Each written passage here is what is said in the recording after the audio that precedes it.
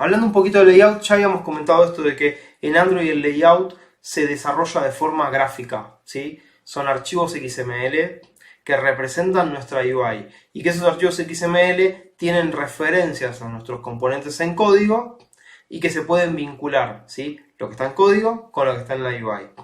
Y que el IDE, por suerte, nos permite tener una previsualización de esa UI, como ves acá en pantalla, para poder saber cómo se vería mi pantalla sin tener que correr eso en el teléfono, ¿sí? Ahora, cuando veas la previsualización hay dos variantes.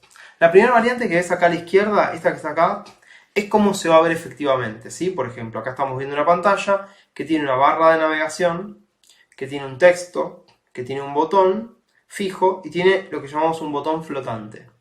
Y en el lado izquierdo, esto que parece como si fuera un negativo, lo que nos está diciendo es el área que ocupan esos componentes. Fíjate que es muy importante que, aunque el botón de acción es redondo, el área del componente es cuadrada.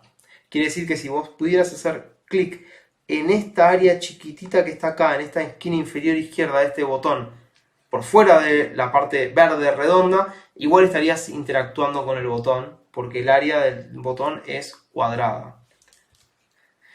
Ahora, ¿cómo llegamos a construir esa pantalla? Bueno, como te decía, la construimos con un layout, ¿sí? Un layout es un archivo XML. Acá vas a poder ver, después si querés en detalle podés ver las diapositivas completas sin el video ahí abajo, pero podés ver que, por ejemplo, esta pantalla que tenemos a la derecha está definida a través de un elemento que se llama Coordinator Layout, que es una forma de representar la UI. Dentro de todas las propiedades que tiene, hay tres que me resultan muy importantes, ¿sí? La primera es la que define el ancho y el alto del layout. ¿Y qué en este caso que estamos diciendo? Estamos diciendo match parent. ¿Qué significa match parent? Cuando un componente tiene match parent en alto o en ancho, significa que vos no definís explícitamente esa dimensión, sino que lo haces de forma implícita. ¿Implícita cómo? Al momento de renderear la pantalla, el sistema operativo tiene que saber que ese componente, al requerir un match parent, va a ser tan grande como su padre. Así puede escalar y puede ser hasta el primer componente a dibujar, cuyo match parent obviamente va a ser el tamaño del dispositivo, ¿sí? Pero no tenemos que forzar un tamaño en particular. De hecho, no es una buena práctica forzar tamaños, sino que tendríamos que tener todos tamaños relativos para que nuestra UI se vea bien en cualquier tipo de pantalla. Este componente Coordinator Layout adentro tiene distintos componentes, por ejemplo tiene una barra, un AppBar Layout, que adentro tiene una toolbar, tiene también, incluye un pequeño layout, un fragmento que se llama Content Main, y tiene el botón flotante que habíamos visto en el código anterior que hacíamos referencia como fab, ¿sí? Vamos a ver en detalle más adelante las referencias, pero para que tengas en cuenta, yo en este código usé FAB, como diciendo, bueno, este binding tiene este atributo que se llama fab. Este fab no lo inventé, sino que acá está referenciado el identificador de este componente como fab. Como así también tengo un acceso a un toolbar, porque acá hay un componente que se llama toolbar, que tiene un identificador que se llama toolbar. Te lo dejo como un tip para que lo veamos ahora, vamos a ir más en detalle adelante, pero para que veas que ese fab que escribí antes no salió de la nada, sino que hay una relación, ¿sí? Y hay un proceso automático que va generando ese vínculo entre la UI y el código fuente para que nosotros podamos trabajar mucho más fácilmente. Pero esto en fin es un layout.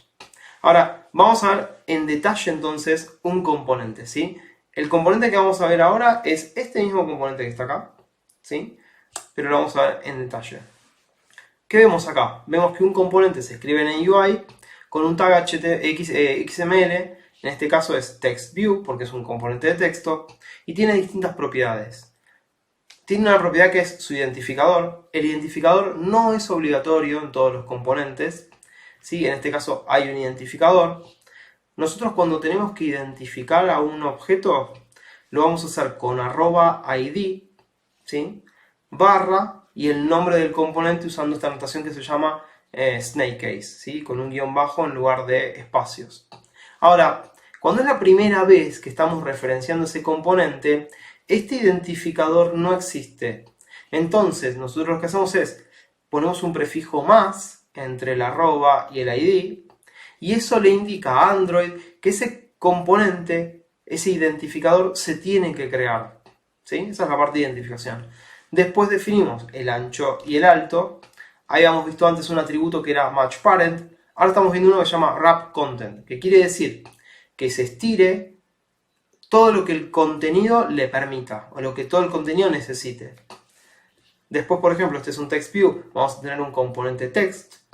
Acá no estamos poniendo text directamente, ¿no? Podemos escribir el texto, pero no es una buena práctica escribir el texto en el XML, sino que es una muy buena práctica poner una referencia a un recurso externo que tenga ese texto, ¿sí? Vamos a ver más adelante por qué usamos recursos externos. Pero para que te des una idea, que acá dice Hello First Fragment y está separadito y en mayúsculas y demás, y acá dice otra cosa. Bueno, porque si este string que está aquí en text empieza con @string, no es el string literal, sino que es una referencia al string en la carpeta de recursos. Y por último, hay otros atributos como por ejemplo los de posicionamiento, ya no solo los de dimensión, sino los de posicionamiento. En este caso dependen mucho del tipo de padre en el que está este elemento. Este elemento está en un padre que usa posicionamiento relativo. ¿Qué quiere decir? Que cuando yo tengo un elemento de UI, yo tengo que definir unequívocamente para ese elemento el ancho, el alto y al menos, o no el ancho y el alto, pero al menos cuatro valores, ¿sí? Su ancho, su alto y dos posiciones en X y en Y para poder dibujarlo. En este caso, bueno, hay definido 6, ¿sí? No importa, pueden haber definido nada más de ancho y alto y 2 de posición, o podría utilizar solo los atributos de posición y no los de ancho y alto. Lo que quiero decir con esto es que cada vez que tenemos un componente, su posición tiene que estar bien definida en pantalla, así sea implícita o explícita. Pero yo no podría poner un componente flotando, ¿sí?, con un ancho y un alto y ninguna de estas constraints de posicionamiento. Porque el sistema me diría, bueno, tengo en claro cuánto va a medir de ancho y alto. Ahora, va a estar flotando. ¿Dónde lo pongo? O le doy un centro horizontal y vertical, o le doy un punto de inicio XY, o, por ejemplo, como estoy diciendo acá, digo que la parte inferior del botón está alineada con la parte superior de un elemento que tiene este identificador. El fin, ¿sí?, está alineado con el fin del padre, ¿sí?, el inicio con el inicio del padre y la parte superior con la parte superior del padre. Cuestión de coordinación o de coordenadas, perdón, dentro de Android llamamos top, bottom y start y end. ¿Por qué no les decimos izquierda y derecha? Porque hay idiomas en los cuales se comienza a escribir desde la derecha hacia la izquierda y en otros de izquierda a derecha. Entonces, para soportar cualquiera de los dos tipos de orientaciones, se decidió que se define principio y fin, y principio puede estar del lado izquierdo o del lado derecho. No importa, va a ser válido igual, ¿sí? Bien. Lo mismo nos puede pasar con otro tipo de elementos, como por ejemplo un botón, ¿sí? El botón, fíjate, es exactamente igual a la definición que teníamos con TextView. Lo que cambia claramente es el tag. El tag ya no es TextView, sino que es button. Y este tag ya le da todo el comportamiento. Ahora, estos elementos como TextView y bottom tienen que vivir adentro de un layout, adentro de un sistema, adentro de un componente, de una vista que le dice cómo posicionarse, porque no todos los componentes usan posicionamiento absoluto para poner las piezas en un lugar en particular. Hay algunos que usan un posicionamiento, por ejemplo, relativo, y eso pasa con los linear layouts. Un linear layout es un contenedor en donde los hijos pueden estar ordenados de forma vertical o horizontal, uno abajo del otro o uno al costado del otro. Entonces, en ese caso, a mí me alcanza con definir solo los atributos de dimensión, porque los atributos de posición se los va a dar el padre, que sabe que va uno abajo del otro. En cambio, en las posiciones relativas, ¿sí?, como esta que está acá, yo tengo que explicitar cuáles son las dimensiones, pero también cómo es la posición. Por ejemplo, este botón la parte superior está alineado con la parte inferior de este elemento. Esto es un posicionamiento relativo. Estas constraints están acá porque este botón estaba dentro de un layout del tipo relativo. También tenemos otros, por ejemplo, tenemos un layout del tipo WebView, que embebe una página. Tenemos un layout del tipo ListView, que embebe componentes o grillas, ¿sí? Hay un montón. Los más comunes a la hora de empezar a programar son Linear Layout y Relative Layout. Ahora, veamos un poco en detalle la anatomía de un Linear Layout, ¿no? De este primer layout, el más primitivo de Android y uno de los más usados por un montón de tiempo. Este contenedor, ¿sí?, tiene un tag Linear Layout, tiene una propiedad que puede existir o no, que es el identificador. Generalmente yo pongo el identificador si después desde código yo necesito ese identificador, ¿sí? Pero por ejemplo, en este caso está, pero podría no estar. Ahora lo que sí necesito es, como cualquier otro elemento, los atributos de ancho y alto, layout, width y height. Y en el caso de Linear Layout hay algunos atributos que son propios, como por ejemplo la orientación. Es un layout donde sus hijos se orientan verticalmente uno debajo del otro o horizontalmente uno al lado del otro. Todos los componentes en Android tienen dos atributos que seguro los debes conocer, por ejemplo, de HTML, como el padding y el margen. Y vamos a poder especificar el padding, como está aquí, que aplica 16 píxeles a todos los costados. El margen también lo puedes, por ejemplo, este son 8 píxeles, o puedes poner solo el margen superior, el margen inferior, margen de inicio, de fin y demás. ¿Sí? Algunos componentes tienen otros atributos muy particulares, por ejemplo, en este caso Gravity. Un layout tiene un atributo Gravity que dice que a sus hijos los vas a querer centrados, ¿sí? Y en general casi todos los componentes tienen, por ejemplo, un atributo background, por si quieres hacer referencia a un color de background o una imagen de background, ¿sí? Pero esta es la anatomía, entonces es un tag HTML con sus atributos, y fíjate que acá está el fin del inicio de tag, acá está el tag del final, y en el medio van los hijos, ¿sí? Van a ir todos los bloquecitos XML con los hijos.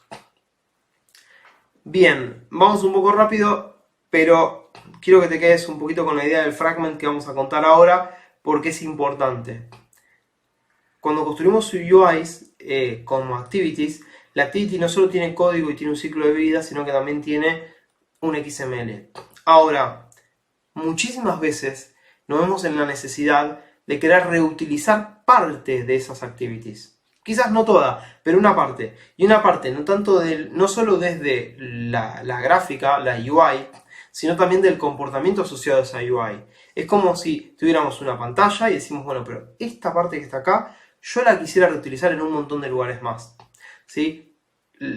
Obviamente la opción de copiar y pegar código no es aceptable, porque estaríamos duplicando un montón de código a través de toda la aplicación. Cuando quiero hacer un cambio justo en ese lugar, tengo que hacer un montón de trabajo. Entonces, para eso existen los fragments. Los fragments son unos componentes modulares que tienen un ciclo de vida muy parecido al de las activities, ¿sí? O sea, que tienen ciclo de vida y que tienen relación con la UI y con código.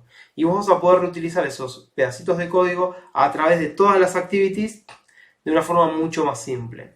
¿Dónde se ve el potencial del fragment? Por ejemplo, aquí. Este ejemplo es un ejemplo muy característico del uso de fragments. Yo tengo la misma aplicación corriendo en dos dispositivos.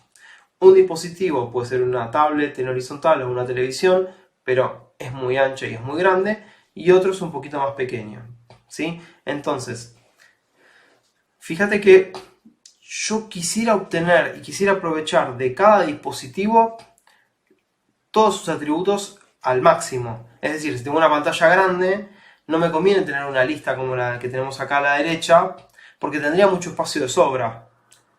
En lugar de tener una lista a una columna, sería mejor tener una lista a dos columnas, ¿sí? O la barra de navegación en una pantalla grande o en una tablet, está bueno tener un elemento de la navegación a la derecha, con más componentes, visible. Y por ahí en un teléfono voy a querer que sea un elemento lo más pequeño posible, en un lugarcito que sea accesible, pero que no me ocupe mucho espacio. Entonces, todos estos componentes se podrían empezar a modular como fragments. ¿Para qué? Para que yo tuviera dos activities, por ejemplo. una activity que sea del tipo tablet y una activity para el tipo TV y otra activity para el tipo celular, dependiendo de los tamaños de pantalla. Pero que esos sean cascarones, sean solo esqueletos que interactúan, pero el código en sí, la implementación en sí, la hago en los fragments y los fragments están reutilizados a través de todas las activities, ¿sí? Entonces, para que veas después, doble clic sobre el tema fragment porque es súper importante. Bien, vamos a pasar a una parte más técnica de Android que tiene que ver con los manifest o con el manifest. Vimos en el capítulo anterior que una aplicación tiene un manifest, que es un archivo XML que describe un montón de características de la aplicación, ¿sí? Por ejemplo, te define cuál es el icono de la aplicación, cómo se llama, cuál es el paquete, qué permisos tiene, cuáles son las activities, cuál de esas activities se puede ejecutar desde un launcher, desde un dashboard. Bueno, todas las características que tiene que saber el sistema operativo sobre nuestra aplicación para poder interactuar tienen que estar en el manifest. El manifest es XML puro, ¿sí? Cuando crees un proyecto con Android Studio vas a ver que el manifest se te genera automáticamente. En general no está vacío. Si empezás con un template de una activity vacía, lo vas a ver con casi todos sus atributos y tiene esta forma, ¿sí? Tiene una declaración de manifest y adentro tiene una aplicación, donde esa aplicación va a tener un montón de atributos. Acá hay algunos de ellos, como por ejemplo, si la aplicación se puede backupear, ¿cuál es su icono?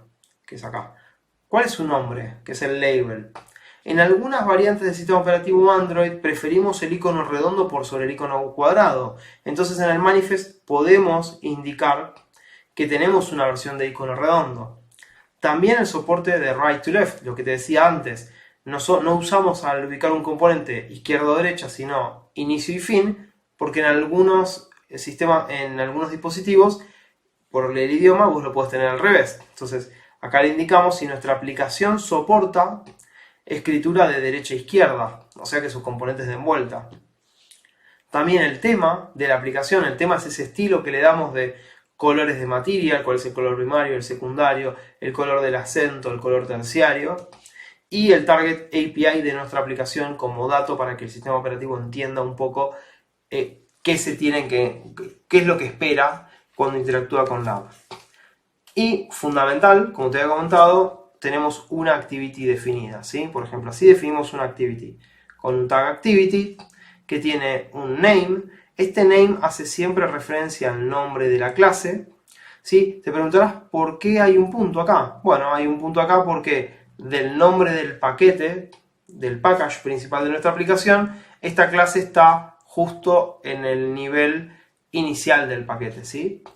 La clase tiene atributos como si es exportable o no, su label, cada activity puede tener un nombre particular que podemos ver en la barra de navegación, lo podemos ver en el dashboard donde vemos todas las aplicaciones activas, y también puede tener un tema en particular, ¿sí? No, este es el tema general de la aplicación y este es el tema particular de la activity. Bien, los activities, además de declararlos, también tienen atributos que los hacen muy interesantes. Te contaba antes que algunos activities son punta de entrada hacia la aplicación, ¿sí? Y eso se define, por ejemplo, con un intent filter. Con un intent filter que tiene que tener una acción del tipo main y un category del tipo launcher. ¿Por qué? Porque cuando nosotros instalamos nuestra aplicación en el teléfono o en cualquier dispositivo, el sistema operativo sabe que toda aplicación Android tiene un archivo de manifest. Entonces lo lee, lo analiza, lo parsea y en base a eso puede inferir cómo interactuar con él. Y una de las cosas que hace es busca todas las clases con el tag activity que tengan un intent filter que cumpla con estas dos condiciones, con un action main y con un category launcher. Entonces a esas activities y con este nombre que está acá les asigna un icono dentro de otra aplicación que es el launcher de aplicaciones, ¿sí? Entonces es súper importante el manifest. El manifest es de lo más importante que tiene una aplicación Android porque es lo que le permite al sistema operativo saber qué es, o al menos cuáles son las partes más importantes de una aplicación. Como te había comentado antes, ese manifest le da un montón de información al sistema operativo. Y una de esas informaciones puede ser los permisos que requiere la aplicación. La aplicación puede requerir permiso de conexión a internet, permiso de leer contactos, permiso de leer el calendario, de escribir eventos de calendario o de escribir contactos. Y todos esos permisos los tiene que declarar la aplicación. ¿Por qué son importantes que estén declarados? Porque cuando nosotros subimos nuestra aplicación al Play Store o a cualquier tienda de distribución, la tienda de distribución va a mirar nuestro binario, va a obtener el archivo manifest que está dentro de ese entregable y va a hacer el análisis para saber qué permisos pide, cuál es el target API de Android y mostrarle al usuario el mensaje de esta aplicación usa internet, esta aplicación puede leer tus contactos, puede leer tu calendario, puede escribir eventos de calendario, puede realizar llamadas, puede leer mensajes de texto, ¿sí? Ahora, si nosotros quisiéramos usar estas funciones sin declarar los permisos en el manifest, el sistema operativo no nos va a dejar y nuestra aplicación va a romper, va a crashear, ¿sí? Este es un mecanismo que sirve tanto para que el usuario se entere qué permisos tiene la aplicación, como también para que el sistema operativo se entere que la aplicación quiere hacer algo y poder determinar si tiene los permisos suficientes para hacerlo o no, ¿sí? Esto es súper importante y es algo que seguramente no lo vas a ver en otra plataforma, no lo vas a ver en aplicaciones web, no lo vas a ver en aplicaciones de escritorio, ni en scripts, ni en nada por el estilo. Es muy propio del ambiente de desarrollo de aplicaciones móviles.